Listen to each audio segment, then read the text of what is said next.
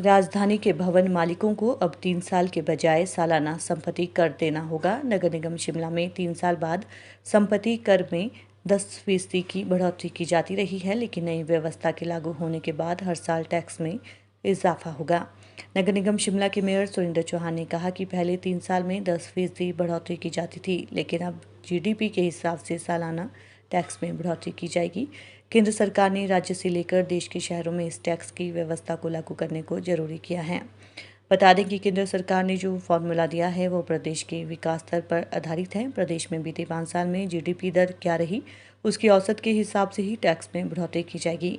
यदि जीडीपी दर कम रही तो टैक्स कम बढ़ेगा। देश भर के सभी नगर निगमों और नगर निकायों को ये फॉर्मूला लागू करने को कहा गया है। देखिए, प्रॉपर्टी टैक्स को लेकर के पिछले जो नगर निगम के एक बैठक में एक फैसला हुआ होगा पूर्व में कि आफ्टर 3 इयर्स जो हम प्रॉपर्टी टैक्स बढ़ाते हैं, जो अभी तक शायद इस बार भी नहीं बढ़ाया था, जनवरी या मार्च में, जनवरी या फरवरी में अभी तो बढ़ाया नहीं था। लेकिन उसका मेरा ये मानना है कि आपका जो टैक्स है हम उस हिसाब से इस बार जीडीपी के हिसाब से बढ़ाएंगे।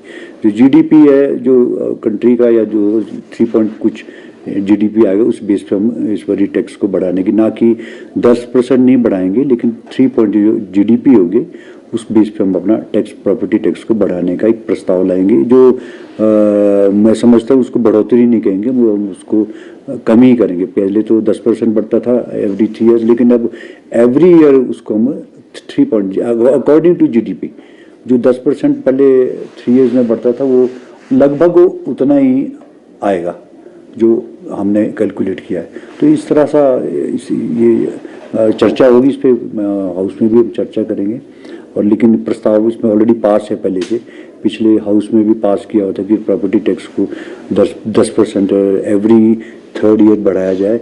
लेकिन जो हमारी चर्चा हुई थी, हमने इसका कंक्लूजन जो निकाला वो, क्योंकि सेंट्रल का जो फाइनेंस कमेटी है वो कंपल्शन है उसकी कि आपको प्रॉपर्टी टैक्स को एवरी ईयर बढ़ाना है, तो हम अकॉर्डिंग टू जीडीपी के हिसाब से हम उसको बढ़ाएंगे। वो 3% के लगभग हो या 4% हो, वो 10% नहीं होगा।